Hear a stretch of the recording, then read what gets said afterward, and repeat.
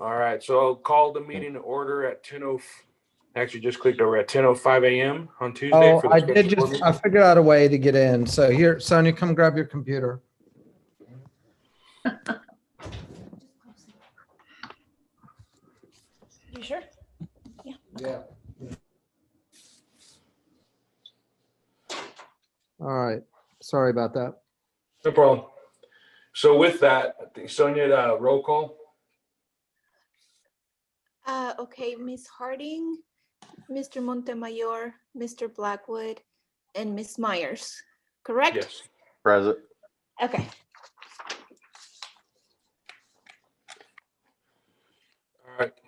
Perfect. So I think we'll just turn it over to Grant. You have to ask if we have citizen input first. Oh, sorry about that. Sorry. Do we have any citizen input on the call, Sonia? No, sir. All right. Perfect. Yeah, so Rod's here and he's going to talk to you about the custodial services and kind of bring you up to date. And also this is, and bring the motion forward. So Rod, are you there? I'm here. So can y'all see the presentation? Yes, sir. Okay.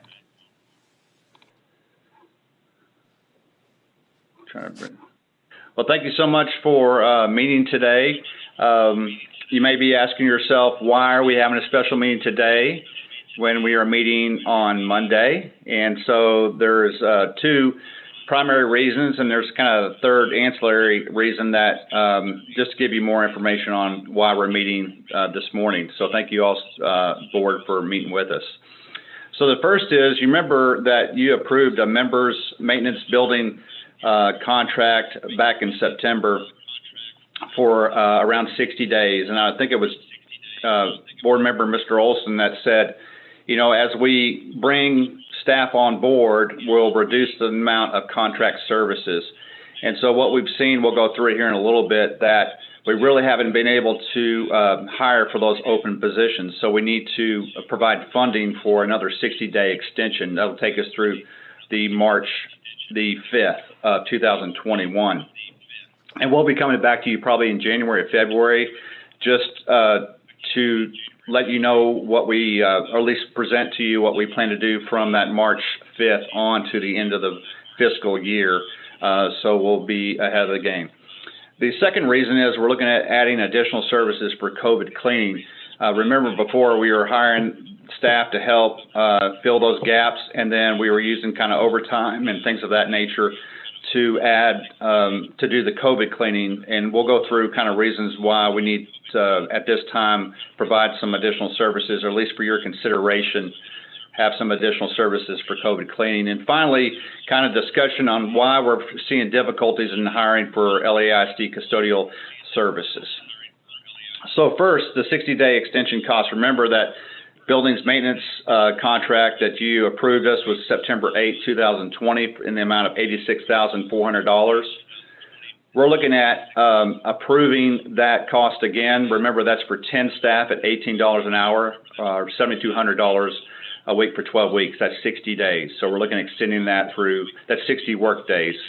And so we're looking at having you approve the extension, the funds to extend that till the March 5th. We are evaluating this weekly with our team. So as we bring people on board, we'll reduce that amount, but we'll update you in January or February on those aspects. Moving on to outsource cleaning. Remember that members contract is just to fill those open positions. Right now, today, we have 9 open positions. We have 2 in fingerprinting, but we do have a couple that are off for various reasons. And so we're 9 people short today. And so a lot of our staff are using overtime to pick up, to do more cleaning. Also, there's added COVID protocol since the last time we met with you, just to make sure this is at the campus level. We're doing multiple applications throughout the day for COVID cleaning. That's the e-misting that we're doing. These are restrooms, gyms, libraries, art, music rooms, playgrounds. Normal cleaning duties are now pushed to overtime. There's just not enough hours in the current work day to be able to get all of that done. Deep cleaning items that we typically do throughout the year are pushed to the breaks and student holidays. And what that's doing to our staff is they're just overworked. They're working not only now, but we're almost requiring them to do overtime as well, just to cover all the bases. And so we're getting really nervous that they're just extremely overworked, and then if we don't have some relief, that some may look elsewhere. If we look at the cost for, we're looking at using members maintenance, building maintenance LLC again for this. We're looking at bringing on, it's equivalent to 16 staff, and it's $189,240 that we're looking at doing over the next 60 days.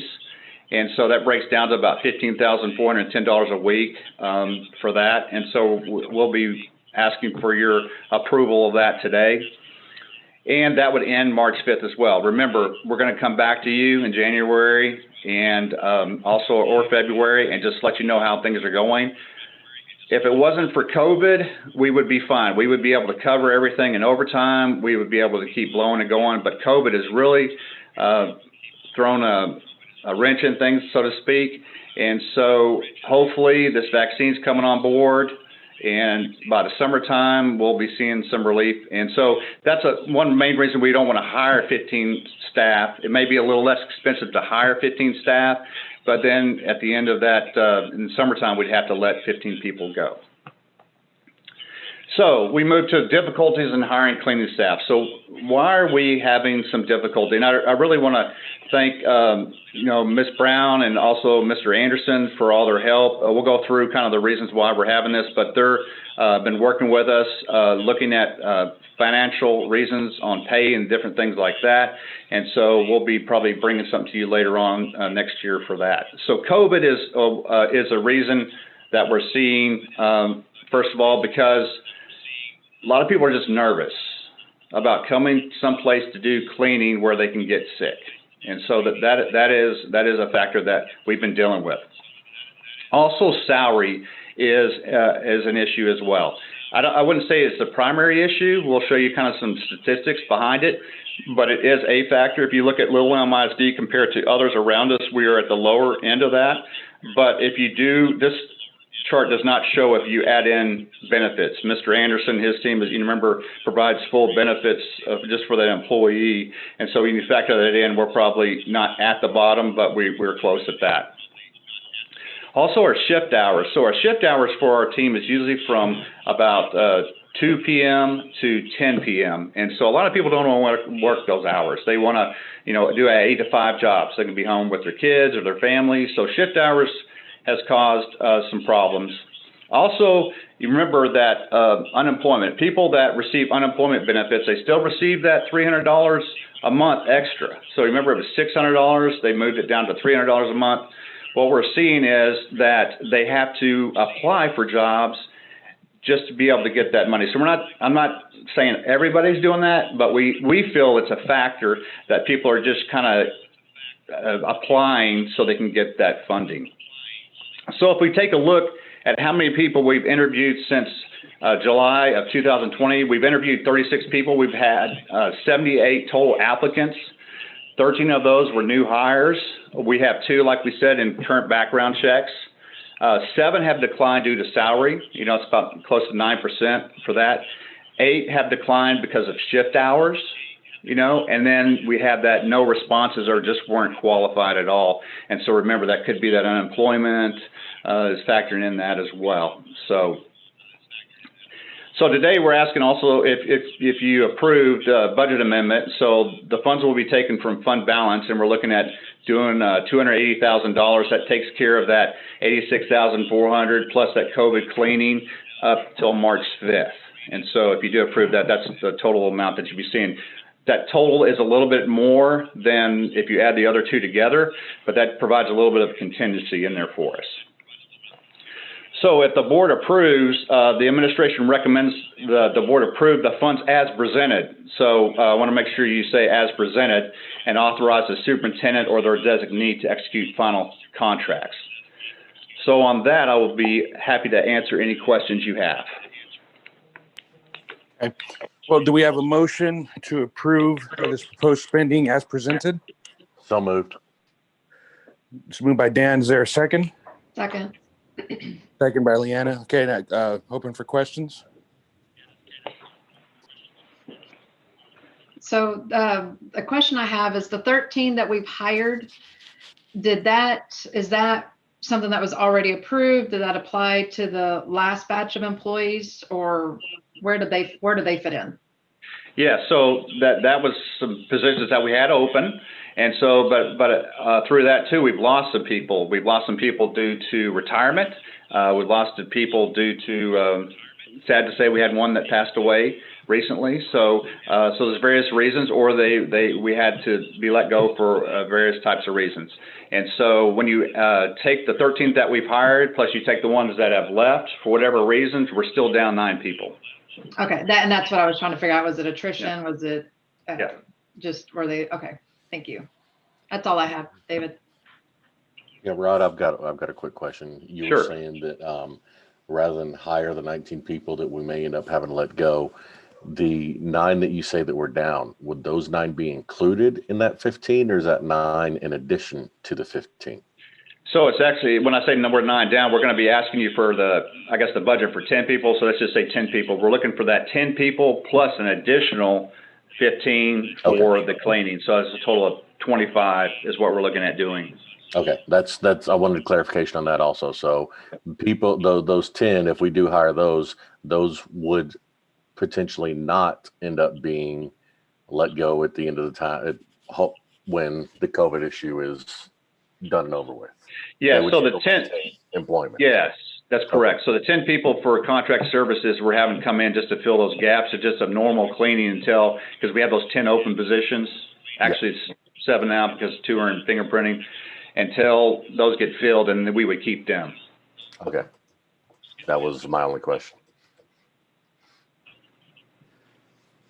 Okay, I guess I did have, more of a comment than a question, but I guess we also need to look at this, although, a vaccine is coming and we hope that there's another side to this whole situation that we're in. I think we're also in a new reality where just how we clean and how we go about that function of our day, I think is going to change going forward. So, I think I will kind of also challenge, Ms. Brown and anybody else to really look at what that means for our budgets going forward as well.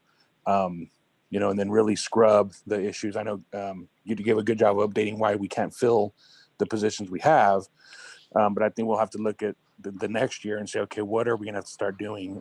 Is it pay? Is it something else? So that we're not having to do this through these contract services.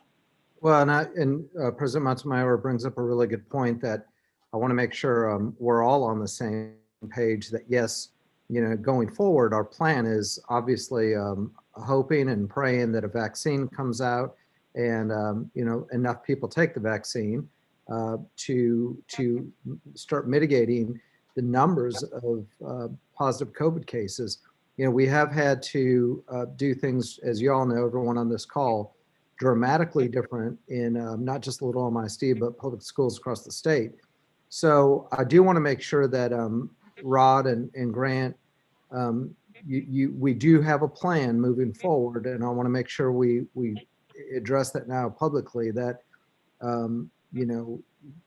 we need to make sure that we are under the assumption that COVID just isn't going to disappear January 1st, and it isn't going to disappear May 31st or July 1st.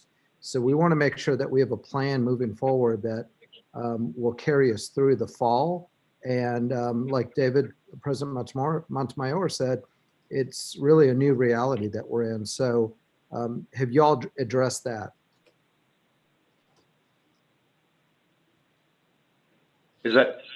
Daniel, is that the question for us, or is that just a... Yeah, for you or Grant, because again, I know right now we're saying that if we hire those extra positions, they'll go away. Well, that's assuming that COVID is just going to completely disappear. Are our cleaning protocols going to go back to what they were prior to COVID, or will we continue to clean the buildings as if COVID will be here moving forward? Yeah, and I'm talking about next school year. Yes, and so for COVID cleaning for us, to be honest with you, is the same almost in the sense of what we were doing for the flu, except it's just we're doing it more often throughout the day. And so that's our protocol. So we'll continue those protocols throughout there. But the reason why we're coming to the board today is for that COVID services, we just need funding to be able to address those needs. So we still have all the same protocols and have all the our bases covered. We're still continuing to do our cleaning. I just want to thank Mr. Moses and Mr. Cogdell and all his team for all they're doing. I mean, they're under tremendous amount of pressure, and then our staff as well. They've been working so hard to do these things. So I feel very comfortable, Mr. Gallagher, with our protocols and going on through the spring and the fall. But I will say that it's important that we do look at those issues like salary and different things like that. So I hope that answers your question. So, Rod, Grant, maybe, I think I know what, I don't want to speak for David here, but the way I kind of interpreted what David was asking is, even once COVID goes away, we all realize that, we're probably never going to go back to business the way that it was before. So are we looking at potentially keeping some, maybe not on a daily basis, maybe not on a weekly basis, but keeping some of these cleaning protocols in place, and maybe potentially have to look at a few additional staff members to be able to go in and clean the building, deep clean the buildings on a more regular basis than just when flu pops up, or just when COVID pops up, or just when that pops up. Maybe have it on a more consistent basis, on a monthly basis or a bi-monthly basis, go in and do a deep clean on the buildings. Is that? Yeah, I think, Rod, can I pipe in? Sure. So, yeah, I think, so what we're doing right now is, there's a lot of uncertainty. There has been uncertainty, and this is fairly new, just like on the curriculum side. And as the protocols, hopefully they will, I don't know, let's say everything stays the same. If everything stays the same, we'll obviously have to hire more custodians. But I hope that it doesn't stay exactly the same and the demands are the same. And if those demands will lighten up a little bit, then we'll, come down a little bit. Then we could go with less on the supply side as far as custodians. So financially, we'll look at, like we do every year in our budget for here, I guess coming up in February, March, it comes quickly on our FTEs and our salaries for 2021, 22. And then that's where we'll consider where we're at as far as our peer districts and the districts surrounding us on salaries for custodians. And then as far as the number of custodians, I think that'll be determined again at what level of cleaning will be required. If everything stays the same, and right now how we're getting 15 is, Rod, could you describe how the extra 15, so that you understand one contract is covering us just for those custodians that we have a shortfall in that we're not filling.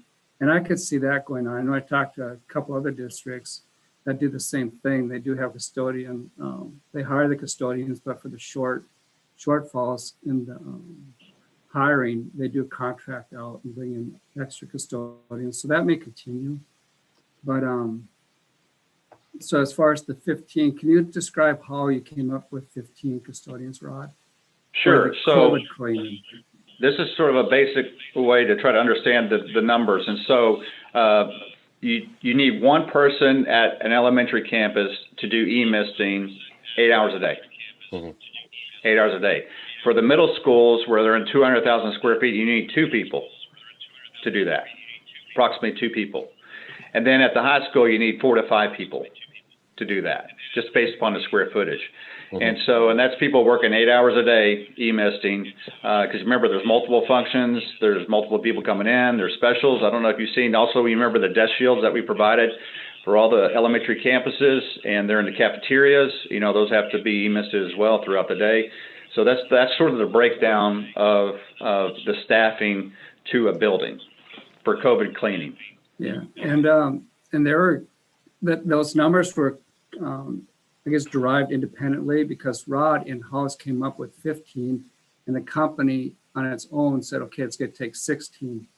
So we're really close there. And also, like we talk about the demands of cleaning, if those desk shields, are they going to be here 1 year from now, 2 years from now, 5 years from now? Are we going to always have desk shields? I was in a cafeteria at Strike Middle School. Wow, it just happened that one custodian was cleaning, and it's very labor intense when you see them wiping around the desk shields. You can just see, I don't know if there's 100 out there, 150, just like desk shields all over the place. If those alone go away, the demand will go down. So hopefully the supply would follow. Well, let me jump in real quick, and that's kind of what we're all saying. And Grant, I'm glad you mentioned that. Whether or not they go away, I don't know. I hope, I mean, on a personal note and as superintendent, I hope that we can move away from desk shields and face coverings next school year. We're going to have to see what the governor says and what our, the CDC says. But at the end of the day, one thing I know that, and I think we all agree, we do need to hire custodians. We do need to, and I would like us to, as we move forward, look at their rate of pay. I don't like that our custodians are at the bottom. I mean, we're below neighboring districts. They're some of the hardest working employees that we have in Little MISD, and they've really stepped it up during COVID. And, I think it's incumbent upon us to recognize that and to, at the right time, which I do think the right time when we review salaries and pay scales, we need to take a look at that and, definitely reward those employees that, everyone is working hard, but we know we need teachers. We know we're going to need additional custodians. So, but I do think my hope is some of the requirements will ease up, but I agree with what President Montemayor said that, I do think we're in a new era of normal and cleaning, and we're going to have to do things differently than what we did before. I think next year will be different than what we're doing right now, but the fact is we will need custodians, we'll need teachers, and we'll need some of these positions.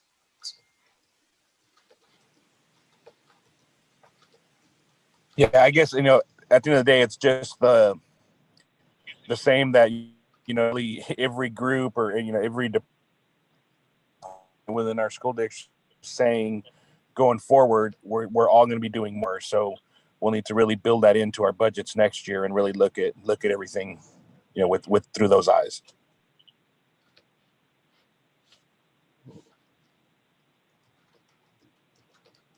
All right. So with that, if there's not any other questions or comments, all those in favor of approving the spending as presented?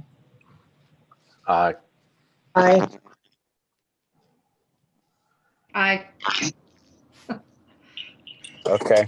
I did not see any opposed. So motion passes. Thank you very much.